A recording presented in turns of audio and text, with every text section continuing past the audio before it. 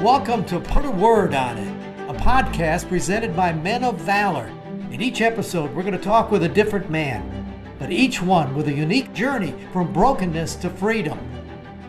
I'm your host, Rudy Kalis. I spent over 40 years as a TV sportscaster, then retired and joined the Men of Valor program as a volunteer. So join the conversation. Reconciling men to God, their families, and society.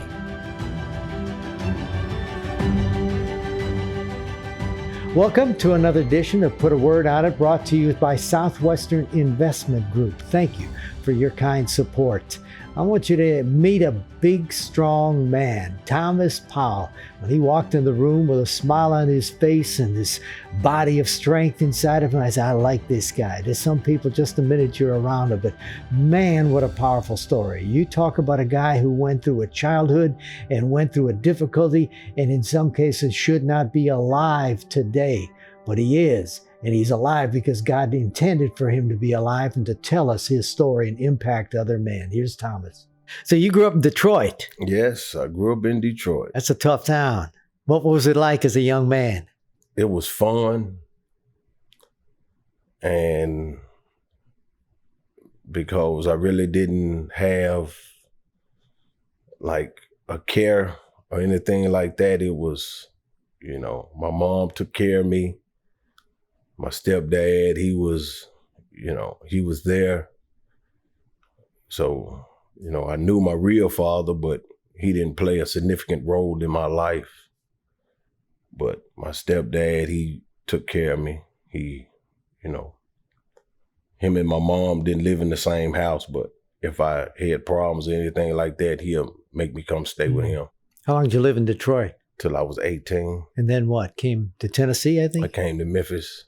And when I was 19, I got arrested. I participated in a crime that cost 2 people their life. But why? Why did you win? Now, if you had a mother was good, stepfather gave you wisdom, what happened to you? It was the lure of the streets. I played sports and stuff like that, but when I got hurt, it was like it was over. I don't want to play that no more. So it was anything that hurted me or got me in trouble, I stopped it.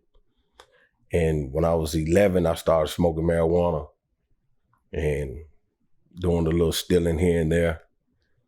And I joined a street gang when I was like 14. And that's when I put a little car theft crew together. And we used to steal cars and take them out of state, stuff like that. 14. Yeah, at 14. Then when my mom, when I was like 17, they moved to Memphis because my grandmother was sick. So I stayed up there with my stepdad. And when he passed, I was like, man, I'm finna go. I don't want to stay up here no more. And I ended up coming to Tennessee. People you ran with, were you a leader or a follower? Somewhat of a leader. And so you brought that mentality of what you'd already begun in Detroit with you to Memphis. Right. Now, the lives that were taken just happened in an incident or calculated? It happened in incident. I ended up in 89 going to trial, and the state of Tennessee was seeking the death penalty on me. I was found guilty of second-degree murder, and I ended up with a life sentence and 85 years. My first 2.5 years in prison, I was appealing my case, and I got the life sentence overturned to 25 years. But I still had the other sentences, so it was like running consecutive. So I ended up with a 110-year sentence. And I done 32 years on it. The first 5 years of it was me wilding out. I was just, I'm here. This is where I'm gonna be. And then the next 18 years, it was manipulating the system, getting contraband in.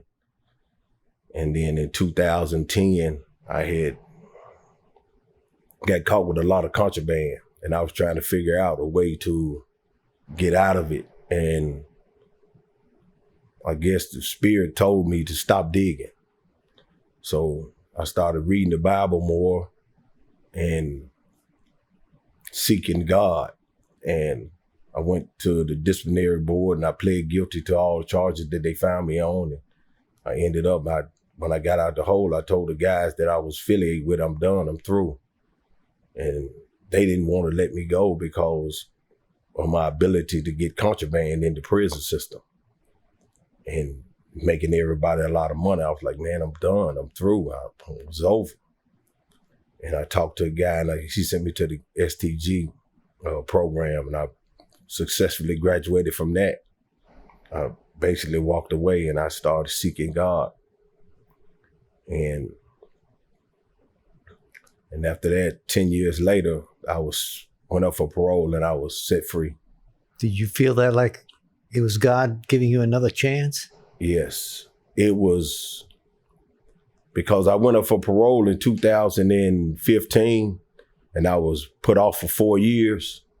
And I was kind of somewhat bitter about that. And one day, because I was working in the kitchen and I was trying to get back to the unit, so they had a trade to go to the health center, because where I was at, it's like the hospital for all the inmates across the state to come. So when I took the tray up there, and I said, I got this guy's tray. He came out the room and it was somewhat of an eye-opening experience for me, because when I saw him, he had one leg and he had no arms, and he could have, because his tray wasn't on the cart, he could have cussed me out or anything. He just walked up to me and said, rolled up to me and said, thank you, man. I appreciate you bringing my food to me. Oof.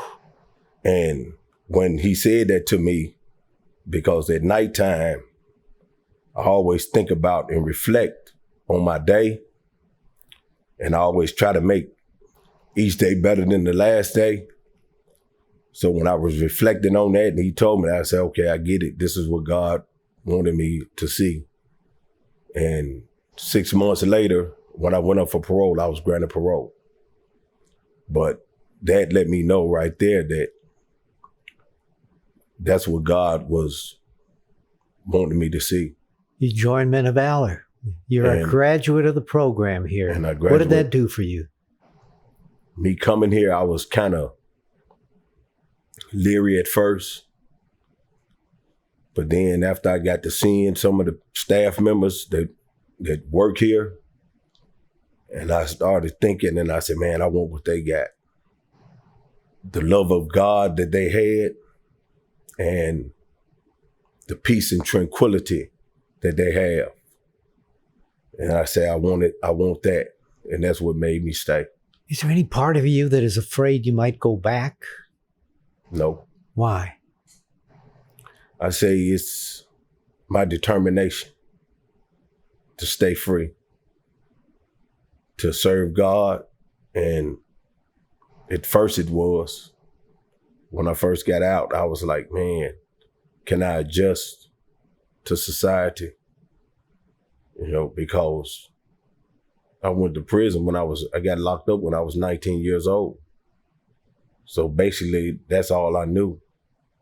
But me coming here to Men of Valor showed me how to be productive and be a good citizen. I would think as a man of God, that you look back and you say, I took 2 lives, or I was involved in 2 lives of people. Feel any guilt? Do you feel God's forgiven you? I feel that I've been forgiven. And I know that there's a whole lot of making up that I have to do.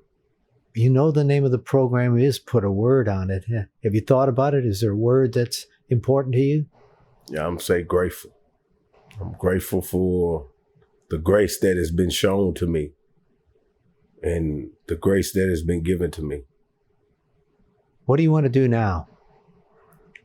Just want to continue to be a productive citizen in society.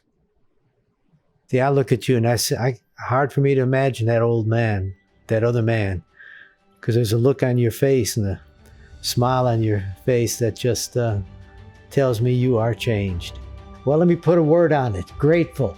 You can understand it in his life. You know, after we got done with the taping, he just happened to tell us while he was in prison, there was a hit put out on him because he said he was not going to be part of this gang and all the contraband that they dealt with. And so he didn't know what to do, but he read in the Word of God. And then he called a man who he knew was involved with these other men. And he said, I just can't go back to it. And they called it off.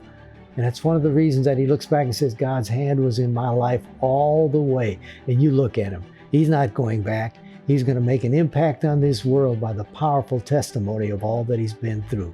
Thank you. Thank you for joining us. Join us again next time as we put a word on it.